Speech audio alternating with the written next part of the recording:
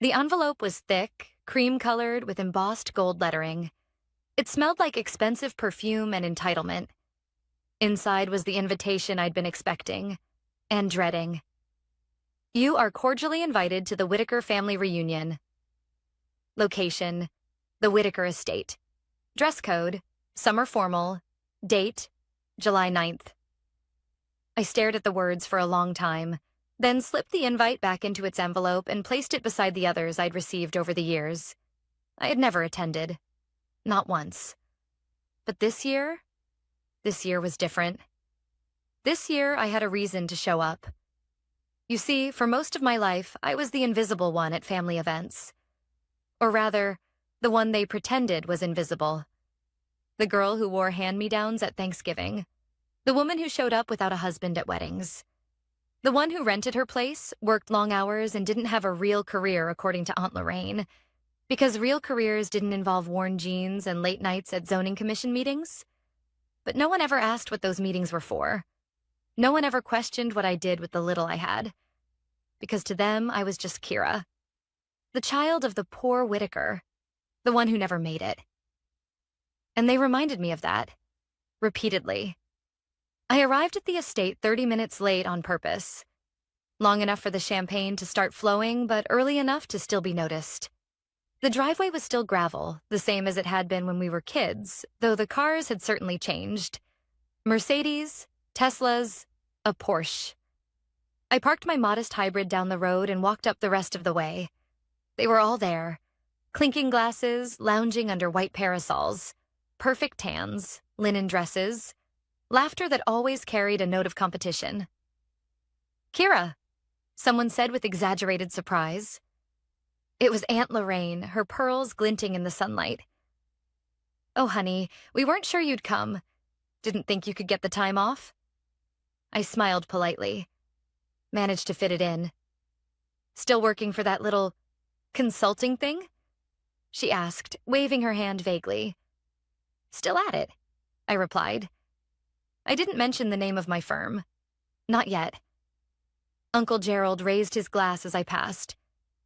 "Look who's finally made it. The prodigal niece returns. We were starting to think you were allergic to the family." "Just wanted to make sure I was really missed," I said, keeping my voice light. It was all superficial. Fake hugs, air kisses, two bright smiles. But behind it, the judgment was always there. Whispered under breaths, eyes scanning me from head to toe. Noticing the Target sandals, the plain navy dress, the simple bun in my hair. And then came the moment. It always did. Like clockwork. We were seated for lunch at long picnic tables under canopies. The wine was flowing freely. And then my cousin Harper, who had just closed on a 4-bedroom in the suburbs, leaned in with that sugary voice I remembered so well from high school. "So, Kira," she said, just loud enough for the table to hear. "Are you still renting?" I smiled and took a sip of my iced tea. "I am." Another cousin laughed. "You're what, 35 now? You've got to get out of that cycle sometime." "That's right," Harper added, adjusting her diamond bracelet. "It's time to grow up and build some equity." Someone else chimed in. "We were just talking about how crazy the housing market is. I mean, if you don't already own, you're kind of stuck." I looked around the table. They were all so comfortable, so sure of themselves, so certain I was still the same Kira they remembered. I was quiet for a moment. Let the silence stretch just enough to make someone uncomfortable. Then I leaned forward, still smiling. "You're right," I said. "It is a tough market. Harder than ever to afford a place, especially if you're trying to buy in this neighborhood." A few nodded in agreement. "That's why I decided to go a different route," I continued. "Instead of buying a house, I bought the building." They blinked. "What building?" Aunt Lorraine asked, frowning. I placed my napkin on the table, stood up slowly, and turned to look at the row of townhouses just across the lawn, the ones where most of the family now lived. The Whitaker residences, newly renovated, popular with high-income renters. "That one," I said, pointing. Laughter died. Forks paused midair. Someone choked on a sip of wine. You mean, you own it? Harper's voice cracked, eyes wide. I nodded. Every unit. The LLC is under my firm, Whitestone Equity. Bought it 3 years ago. Quietly. Silence fell like a thunderclap. And in that moment, I wasn't the poor cousin. I wasn't the renter. I wasn't the nobody. I was the one who held the keys. And they had no idea what was coming next. For a long moment, no one spoke. The breeze fluttered through the canopy, brushing over half-finished glasses of wine and untouched slices of quiche. Faces once flushed with laughter now stared at me with blank, blinking confusion. It was Aunt Lorraine who finally broke the silence, forcing out a brittle laugh. Oh, Kira, don't be ridiculous. You're always so dry with your humor. I tilted my head. I'm not joking. My Uncle Gerald leaned forward, one eyebrow raised as if inspecting a rare bug under glass. You're telling us you own Whitaker Residences? His tone was measured, skeptical, like he was waiting for me to admit I was bluffing. I am, I replied calmly. Through my firm, Whitestone Equity. Purchased the building in 2020 during the market dip. Renovated every unit. Updated plumbing, insulation, security systems. Brought in local contractors. Their expressions flickered. You're saying you bought it? Cousin Harper asked, voice tight. That entire complex? I nodded, taking a slow sip of my tea. That's impossible, she said, nearly to herself. You were, what? Still renting a 1-bedroom and working part-time? 2 bedrooms, I corrected. And I was never part-time. I just didn't advertise what I was doing. Not everything worth building has to be loud. Harper scoffed, but the edge of panic was beginning to show. They were trying to do the math in their heads, retracing years they hadn't paid attention to, putting together pieces they never thought to ask about. They remembered the surface, my thrifted coats, my tiny apartment, the car with the chipped paint. But they had never asked what I did between 9 and 9 every day. The truth was, after my divorce at 29, I had nothing left but my name, a small savings account, and an idea.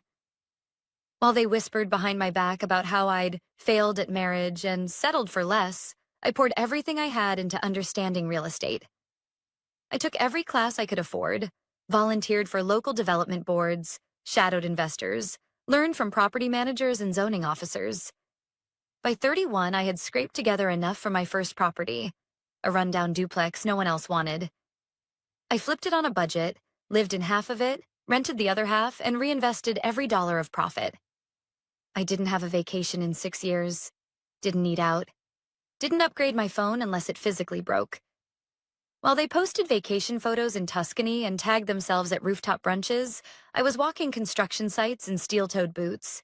They had no idea, and they never asked. Why wouldn't you tell us? Aunt Lorraine asked now, more accusatory than curious. I met her gaze.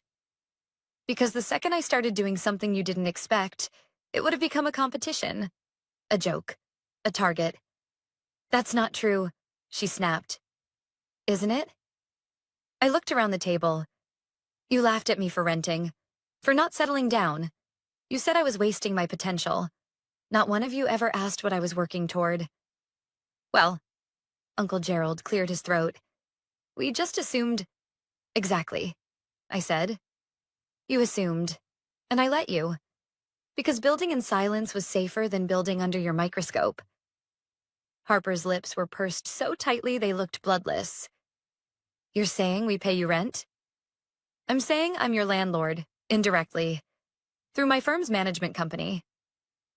A slow, heavy realization rippled across the table. Their rent checks, their renewal notices, their maintenance requests, all quietly landing on the desk of the cousin they'd spent a decade underestimating. Jesus, Harper muttered. And then, as if on cue, the blame began. This is manipulation, Aunt Lorraine huffed. You hid this from us. It's business, I said, and you never looked close enough to see it. Harper slammed her glass down. What are you going to do? Raise our rent? Kick us out? I leaned back in my chair. Why would I do that? You're good tenants, mostly on time, minimal damage. I like to keep stable renters. Then what's the point of this? She snapped. You wanted to humiliate us? No, I said softly. I wanted to remind you that not every story you tell about someone is true. Sometimes the person you dismiss the most is building something you can't even see. They didn't know what to say. For once, they were quiet. Later that evening, as the sun dipped behind the hills and the party wound down, Harper cornered me near the garden. Why now? She asked. Her tone wasn't venomous anymore, just lost. Why come this year? I looked at her, truly looked at her, for the first time in a long time. Because I needed to know I wasn't afraid of any of you anymore, I said. And maybe I thought it was time you saw me clearly. She blinked, swallowed hard, and nodded without speaking. As I walked away, I heard Aunt Lorraine whisper to someone, "That girl's not who we thought she was." She was right, and they were just starting to realize how little they actually knew about the girl they once laughed at. I didn't sleep much that night. After leaving the reunion, I walked the long way back to my car, heels in hand, letting the gravel dig into my bare feet. Not out of punishment, just to feel something real, something grounding. The same way I used to walk construction sites, letting the dirt remind me that foundations always come before finishings. The truth is, I hadn't gone to the reunion for validation. I had gone for closure. But closure, I was learning, wasn't as clean as a dramatic reveal or a single shocked expression. Sometimes it came in waves, long after the champagne was gone and the music had stopped. Long after the silence fell around you, thick and heavy with everything that had gone unsaid. When I got home, I sat at my tiny kitchen table, the one I'd kept even after upgrading my living space. I pulled out an old journal. Tucked between the pages was a folded letter in my mother's handwriting. She wrote it the week I dropped out of law school, the week I chose real estate classes over courtroom ambition. Kira, this isn't the path we imagined for you. We're worried. Real estate is unstable. Law is a profession. Be careful not to waste your potential. I didn't blame her. Not really. In this family, value was measured by status, degrees, titles, the illusion of stability. My mother had spent her life trying to fit that mold, marrying well, raising children who looked good on paper. She had never been taught that building something from the ground up with your own hands could be a legacy worth anything. The Monday after the reunion, I met with my team at Whitestone Equity. My assistant, Damien, gave me a long look before placing my coffee beside my laptop. You good? He asked. Still processing, I admitted. But yeah, I'm good. He smirked. Well, if it helps, the residents of Whitaker Residences just got the latest tenant satisfaction survey results. We're at 91%. Looks like your humble life is working out. I smiled, grateful for the levity. But there was something else. Something lingering at the edge of my thoughts. A detail I hadn't wanted to admit out loud. They lived in my building. That was true, but they didn't just live there by accident. I had picked that building on purpose. 3 years earlier, when the property came up for sale, it was just another line item on a listing sheet. But when I saw the address, my stomach turned. It was where my Aunt Lorraine had moved after Uncle Gerald's financial setbacks, where Harper relocated after her husband's tech startup tanked, where my parents had quietly downsized after Dad's retirement fund took a hit. They hadn't told me, of course. They never told me anything. I only found out during a tenant background check. And that was when I made the decision. I bought it. Not to trap them or embarrass them, but to protect them. They had no idea, but rent increases in that area were pushing longtime residents out. I didn't want that to happen to the people I still, despite everything, considered family. I stabilized the rents, extended renewal options, quietly absorbed repair costs, and I never said a word. That afternoon, I got an email from Harper. Just one line. Can we talk? I debated ignoring it, but curiosity won. I sent her a meeting link and offered a time slot. She joined the video call 5 minutes early, hair pulled back, makeup minimal. not the polished, curated version of herself she usually showed. "I owe you an apology," she said before I could even speak. "I wasn't expecting one," I replied. "Well, you deserve it anyway." We sat in silence for a moment, awkward but not hostile. "I looked you up," she admitted.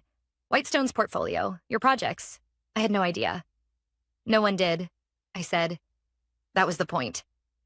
She nodded. "I guess I just assumed you were failing, because you weren't flaunting anything." I tilted my head. "That's the thing about assumptions. They don't require facts, just comfort." She looked away, ashamed. "I'm not asking for anything," she said. I wanted you to know I see it now. All of it." That meant more than I expected. But before I could thank her, she added something that caught me off guard. "Do you remember the Christmas I got that internship at the design firm in LA?" she asked. "Yeah. Grandma wouldn't stop talking about it." "Well, I saw your portfolio sketches that year. They were better than mine. But you never submitted them. Why?" I sighed. "Because everyone had already decided who I was. And back then, I wasn't strong enough to fight it."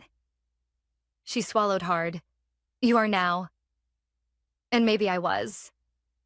After we ended the call, I sat back and stared out my office window. Below, the city pulsed with quiet life. Apartment windows glowing, sidewalks bustling with parents and dogs and groceries. All these years, I thought success was about escaping the people who underestimated me. But now, I wondered if the real power was in quietly transforming the world they thought I could never touch. Not for revenge, but for redemption. Not just theirs. Mine. 2 weeks passed after the reunion, but the ripple effects lingered. I began receiving unexpected texts. Some cautious, others awkwardly warm. A thumbs-up emoji from Uncle Gerald. A forwarded article on real estate trends from Cousin Simon, who hadn't spoken to me in years. And then there was my mother's voicemail, hesitant and a little breathless. "Hi, Kira. Your father and I were wondering if you'd like to come by for dinner. Nothing fancy. Just us. We'd love to talk." It was the first invitation I'd received from them in nearly a year. I almost didn't go. But curiosity, and maybe hope, nudged me toward yes. Their house was smaller than the one I'd grown up in. A modest, single-story home with flower beds that had clearly once been beautiful. My father opened the door with a tight smile, and my mother stood behind him, wiping her hands on a dish towel. "Smells like rosemary chicken," I said softly. My mother blinked, surprised I remembered. "Your favorite," she said.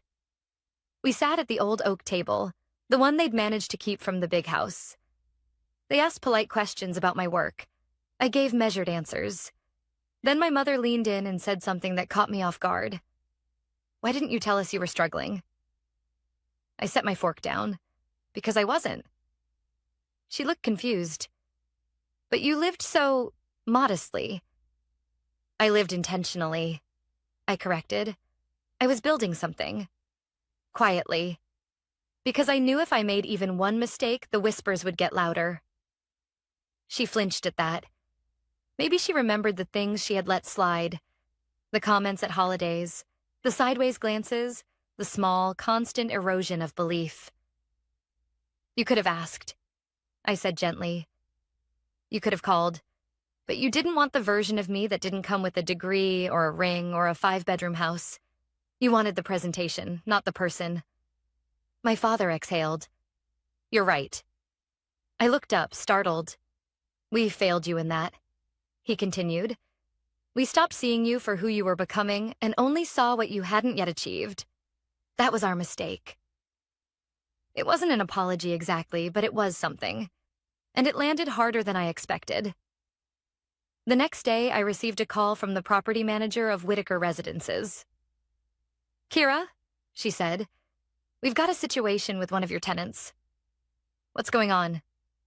"Unit 3C, Aunt Lorraine. Her rent check bounced again. 3rd time in 6 months.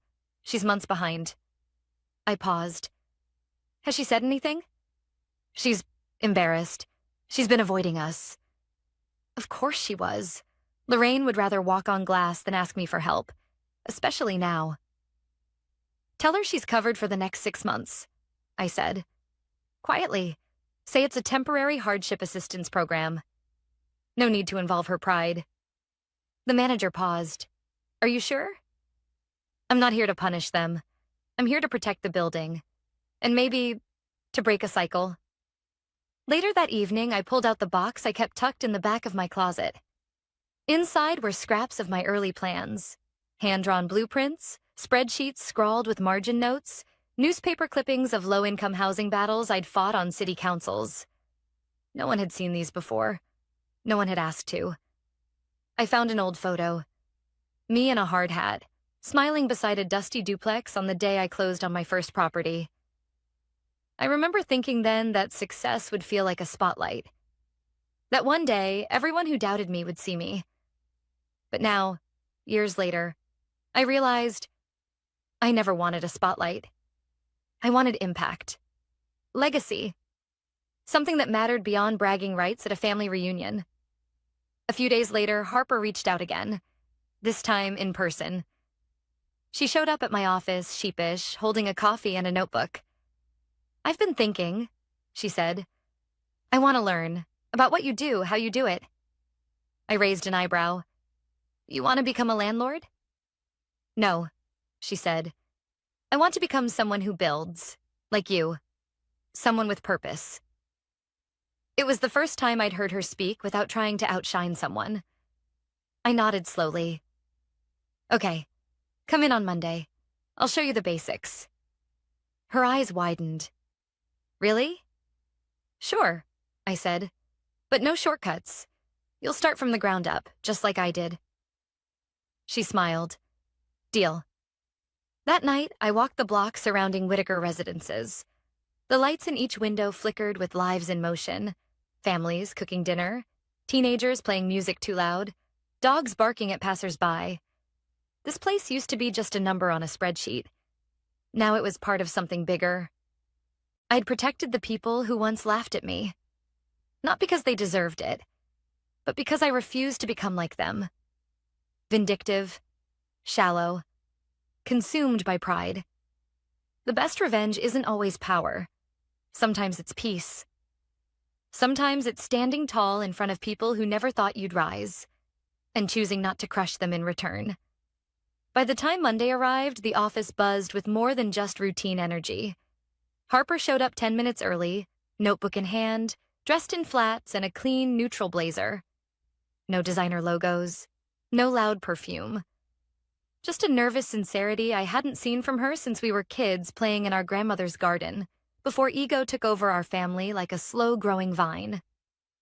I brought coffee, she said, lifting 2 cups like a peace offering. I smiled. Thanks, let's get to work. I didn't start her with meetings or market analysis. Instead, I handed her a stack of tenant feedback reports from our last 4 acquisitions. Read these, I said. Every single comment. Understand what people are really saying, not just about the units, but about their lives. She blinked.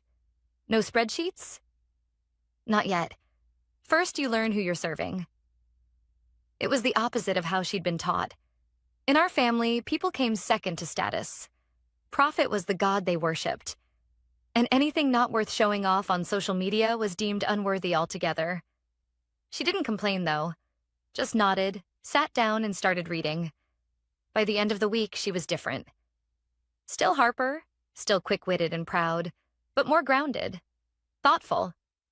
She had questions, real ones, about community design, zoning regulations, rent control, sustainable development. One afternoon, I found her staring at the city plan pinned to my wall. You know, she said quietly, when you told us you owned the building, I thought you just wanted to rub it in. I stayed silent, letting her speak. But then I looked at how you handled it. No rent hikes, no evictions. You didn't try to flex at us, you just kept going. I turned to her. You want to know a secret? She looked at me. I could have raised your rents, legally. The market would have supported it, but I didn't. Because people deserve stability. not just granite countertops and infinity pools.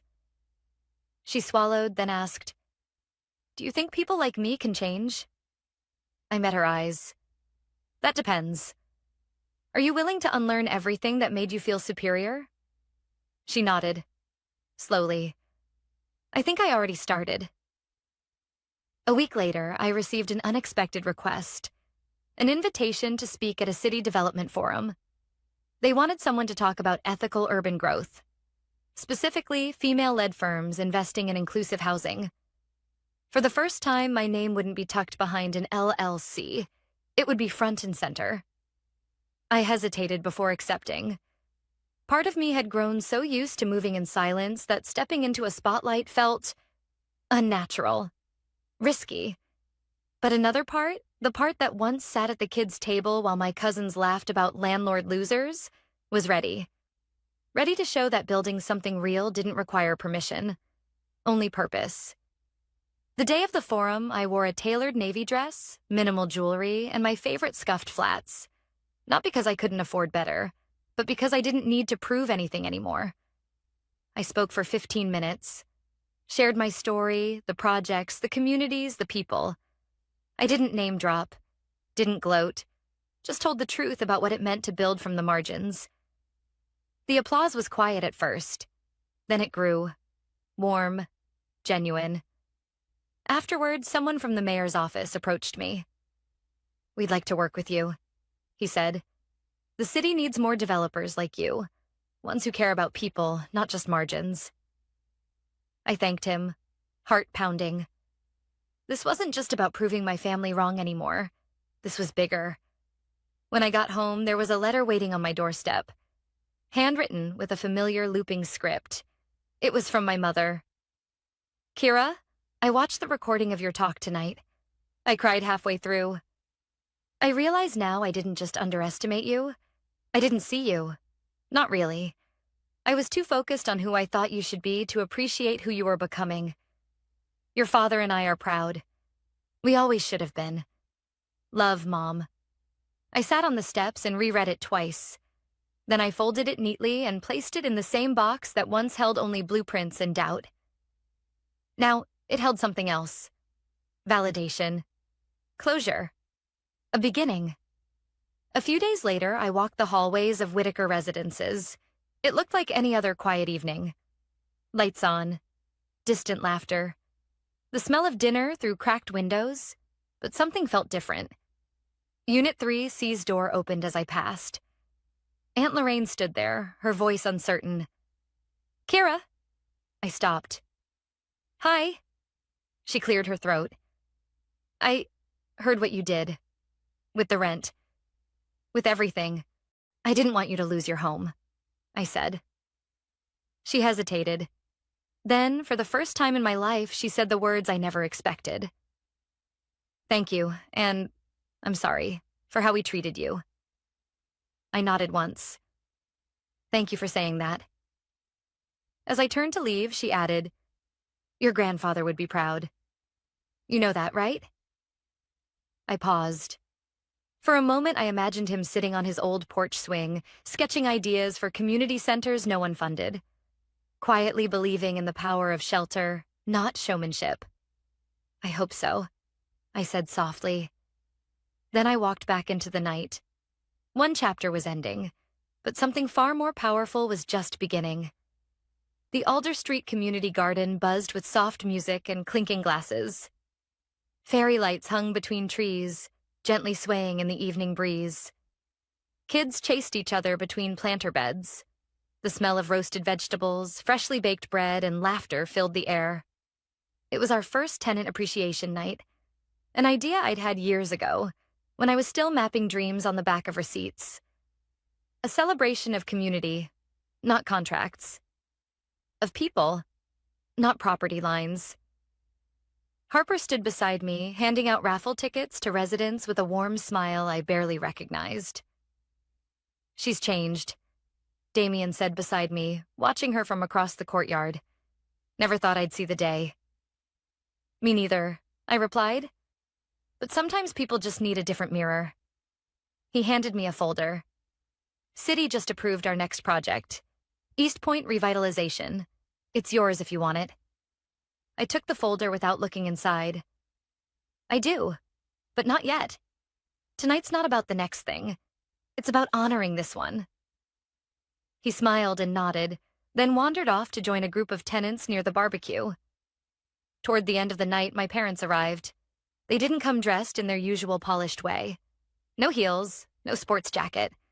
Just comfortable clothes, worn-in smiles, and a plate of brownies my mom insisted on bringing herself. "You sure we belong here?" My dad joked lightly, handing me one. "You do now," I said. He looked around, taking it in. "You built this." "I did," I nodded. "But I didn't do it alone. Every single person here helped.